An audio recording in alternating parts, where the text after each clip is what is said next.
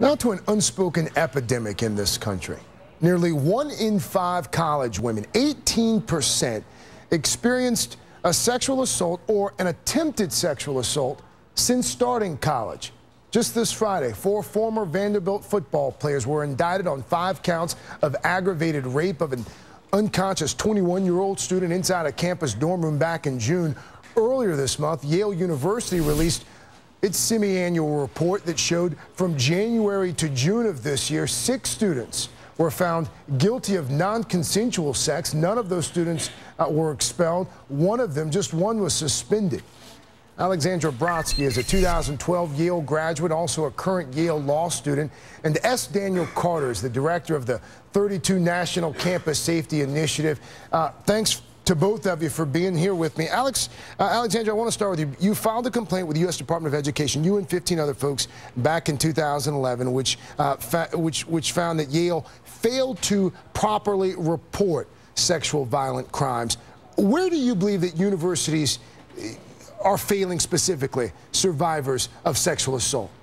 Well, I think that the real problem here is that schools are viewing sexual violence as a problem of PR, of branding, as opposed to an issue of, public safety and sexism. And I think that because of that, they're always trying to keep the story quiet. They're telling people, don't report this violence, don't go to the police.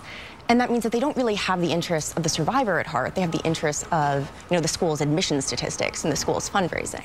How much of this is about a culture at many of these colleges and universities that facilitates this kind of behavior and this kind of response as well? Right. I think very much so, both from the student culture, where I think often students feel like, you're allowed to make mistakes in college, right, and there are never repercussions for that. But I think that the school's responses also sets the culture, because when people know that students who cheat are suspended for longer than students who rape their classmates, that sends a very clear message that sexual violence just isn't that big of a deal. Daniel, according to Time magazine, there are currently 28 schools under scrutiny for sexual violence right now related to Title IX violations, including Dartmouth, including the University of North Carolina, Princeton, Harvard Law School as well. Is there a correlation between these abuses and some of the most prominent colleges and universities in America? Well, actually, there's 29 under investigation for Title IX and another 14 for investigation under the Federal Clery Act. And what we've seen over the years is that while certainly the Ivy League schools are getting a lot of attention, this is really a issue that affects colleges and universities across the board.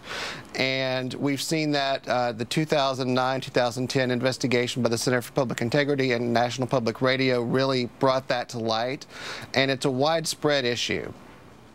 The Sexual Violence Elimination Act, or SAVE as it's known, Daniel, we know that, of course, it takes effect next academic year.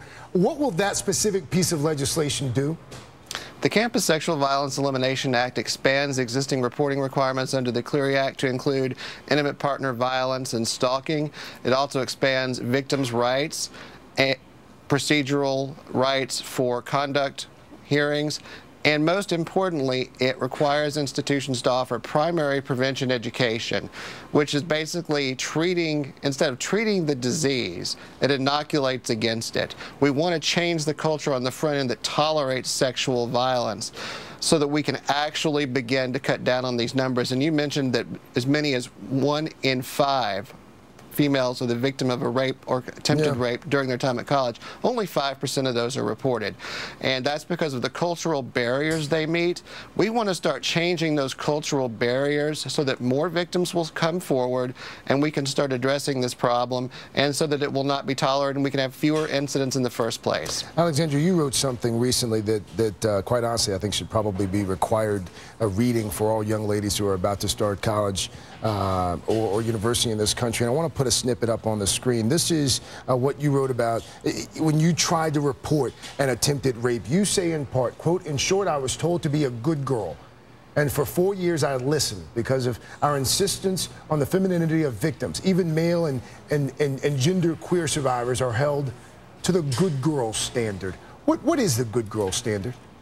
Well, I think that in all parts of our lives, both in terms of sexual violence and outside of that, women are always taught to be accommodating, to try to make, the lives of the men in our lives as easy as possible. But at a certain point, we have to be loud and we have to be angry, and that's the only way that, we're going to make sure that our future is safer. What specifically would you like to see schools do now that they are not doing to help students like yourself to prevent things like this from happening in the future? I mean, it sounds basic, but we've got to expel rapists on our campuses. There's been a lot of research that has shown that the average college rapist offends 6 times. 6 times? 6 times, and that means that, taking, serious disciplinary action against these students isn't just an issue of justice for previous survivors, but making sure that this doesn't happen again in the future by the same students. And Daniel, you hit on something a moment ago that I think bears repeating to a certain extent here. The numbers that we use, these are reported figures. We really don't have a clue how many of these sexual assaults and attempted sexual assaults go unreported in this country on college campuses, do we? And that's really why when you're looking at a college, you need to look well beyond the numbers. You need to start asking questions, and that's one of the things our 32 National Campus Safety Initiative, which is being developed now, will do. It will empower students and their families to know the right questions to ask, like, do you have primary prevention education? Do you have an office on campus dedicated to prevention and response to sexual violence? And these are the types of questions that really need to be asked, not just looking at whether or not a school has high or low sexual assault numbers, because that doesn't really tell the truth.